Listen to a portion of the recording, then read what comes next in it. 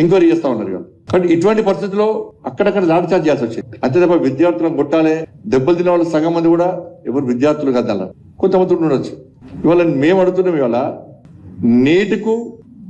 నీటి ఆందోళనకు 370 ఆర్టికల్ సంబంధమైంది.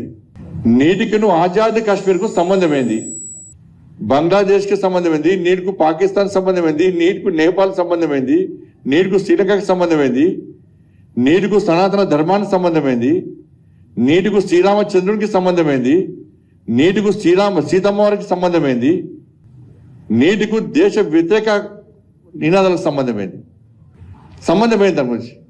ఇవాళ నీటికి వల్ల అన్యాయానికి గురైనటువంటి విద్యార్థులు ఉంటే వాళ్ళు ఎవరు కూడా నిజంగా విద్యార్థులు చేసేవాళ్ళు కాదు. వాళ్ళు నీటి విద్యార్థులు బాధపడి ఆందోళన చేస్తే వాళ్ళ చేతిలో రాళ్ళు ఉండయి, విద్యార్థి చేతిలో రాడ్లు ఉండయి, విద్యార్థుల చేతిలో ఆయుధాలు ఉండయి, విద్యార్థి చేతిలో కట్టెలు ఉండయి. వాళ్ళందరూ డాక్టర్ కావాలనుకుంటున్నారు. మేము కష్టపడకుండా మాకు అన్యాయం జరిగింది, మేము డాక్టర్ కావాలనుకుంటే కాలేకపోతుందని చెప్పి ఆవేదనతో ప్రభుత్వాన్ని వ్యతిరేకంగా నినాదాలు ఇవ్వచ్చు. వాళ్ళకున్న బాధలను ఒక రకంగా నినాదాలు ఇవ్వచ్చు. అంతేగాని విద్యార్థులు ఎవరు రాళ్ళు పట్టారు, ఆయుధాలు పట్టారు, కట్టెలు పట్టారు.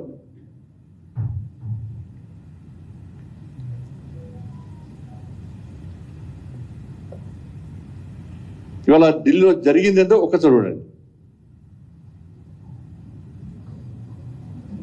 मैं तो चाहती हूँ मोदी को भी गोली मार दो, सही में मैं तो मार भी दूंगी। मैं तो चाहती हूँ मोदी को भी गोली मार दो, सही में मैं तो मार भी दूंगी। मतलब आप प्राइम मिनिस्टर के लिए ऐसी बात बोल रहे हैं, मोदी को गोली मार, कुछ हुआ भी है?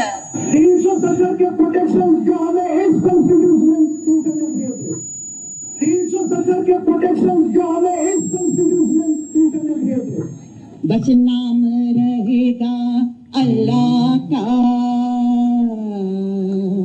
सीता के पति का नाम ले लेके रीता के पति का काम कर रहे हैं। तो भगवान राम मंदिर और व्हाटएवर इसमें, but it's just people don't know. मैं तो चाहती हूँ मोदी को ఇవాళ ఇవన్నీ చూసిన తర్వాతనే పార్లమెంటు సాక్షిగా పార్లమెంట్లో చర్చ జరపడానికి సిద్ధం అని చెప్పి సాక్షాత్తు పార్లమెంటరీ వ్యవహార శాఖ మంత్రి ప్రకటించారు, మంత్రులు ప్రకటించారు. చర్చకు సిద్ధం అంటున్నాం. పార్లమెంట్లో చర్చిస్తే తప్ప వాస్తవాలు బయటకు వస్తే తప్ప ఒక నిర్ణయానికి రాలేము. కాబట్టి చర్చకు రండి అని చెప్పి ప్రభుత్వము చర్చలు జరుపుదామని చెప్పి పార్లమెంట్లో కోరితే కూడా ఇవాళ విపక్షాలు చర్చ జరిపే పరిస్థితులు. ఎందుకంటే చర్చ జరిపితే తీసుకోవాల్సిన చర్యలన్నీ తీసుకునే ప్రభుత్వం ఆల్రెడీ, వాళ్ళకి అవకాశం రాదు. కాబట్టి చర్చ జరపకుండా ఇవాళ రాద్ధాంతం చేసి 2 నెలలు ఏం మాట్లాడలే. పార్లమెంటు స్టార్ట్ అయినాకనే నీట్ అయిపోయింది, మళ్ళీ రీ ఎగ్జామ్ పెట్టారు, ఫలితాలు వచ్చినాయి, కౌన్సిలింగ్ స్టార్ట్ అవుతుంది. అప్పుడు దానికి ఏం మాట్లాడలే. మళ్ళీ పార్లమెంటు స్టార్ట్ కాగానే పార్లమెంట్ వేదికగా గొడవ వేయాలి, ఈ దేశంలో విచ్ఛిన్నం చేయాలని చెప్పి ఒక ఆలోచనతో ఇవాళ వాళ్ళు అలజడి సృష్టించే ప్రయత్నం చేశారు. చర్చకు వస్తలేరు. సాక్షాత్ ప్రధానమంత్రి గారు ట్వీట్ చేసినారు, వీడియో రిలీజ్ చేసినారు. కాబట్టి ఈ విపక్షాలు అందరూ కూడా ఇండియా అలయన్స్కి ఎవరు కూడా సమస్య పరిష్కారం కాదు. తొందర మోడీ గారు దిగాలి, రాహుల్ గాంధీ ప్రధానమంత్రి చేయాలి, బీజేపీని గద్దెదించాలి, బీజేపీ మీద విషం జిమ్మాలి. ఈ దేశంలో ప్రజల లోపల యువత లోపల తప్పుడు ఆలోచనలు తయారు చేయాలి అని చెప్పి ఒక దుర్మార్గమైన ఆలోచనతో ఇలా విధ్వంసం సృష్టించే ప్రయత్నం ఇలా విపక్షాలు చేస్తున్నాయి. అందుకే ప్రధానమంత్రి రాజీనామా చేయాలి అవి అంటున్నారు. ఇవాళ నాకు తెలిసి దేశంలో పేపర్ లీక్ అని రాష్ట్రం లేదు, ఉంటే ఒకటి ఉండొచ్చు. యూపీ హయాంలో 72 సార్లు పేపర్ లీక్ అయినాయి, 72 టైమ్స్. మరి ఆ రోజు మన్మోహన్ సింగ్ గారు రాజీనామా చేయాలి, ఆ రోజు విద్యాశాఖ మంత్రి రాజీనామా చేయాలి. ఇలా రాజస్థాన్లో అశోక్ గెహ్లోట్ సీఎం ఉన్నప్పుడు 18 సార్లు పేపర్ లీక్ అయింది, 18 టైమ్స్. 21 టైమ్స్ ఎగ్జామ్స్ పెడితే 18 టైమ్స్ పేపర్ లీక్ అయింది రాజస్థాన్లో కాంగ్రెస్ పార్టీ ప్రభుత్వంలో. మరి ఆ రోజు ప్రధానమంత్రి రాజీనామా చేయాలి, అశోక్ గెహ్లోట్ రాజీనామా చేయాలి. ఆ రోజు ఇదే రాహుల్ గాంధీ గారు, ఇదే ప్రియాంక గాంధీ గారు ఏమన్నారు ఒకసారి చూడండి.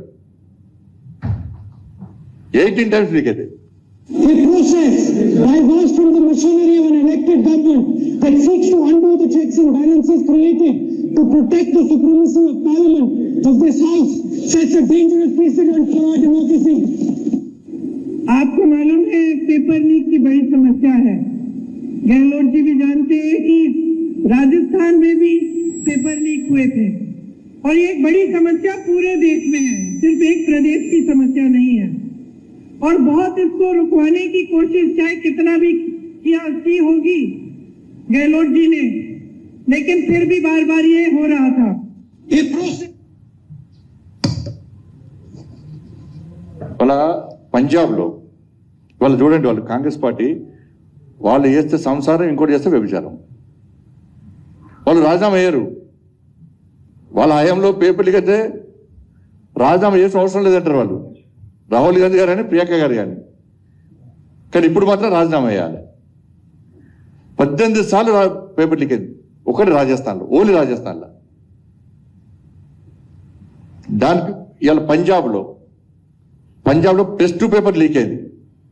మరి కేజ్రీవాల్ రాజీనామా అయ్యలే, రాష్ట్ర ముఖ్యమంత్రి రాజీనామా అయ్యాలి. కర్ణాటకలో మొన్న 10th క్లాసుతో పాటు PUC పేపర్ లీక్ అయింది, అక్కడ రాష్ట్ర ముఖ్యమంత్రి రాజీనామా అయ్యలే.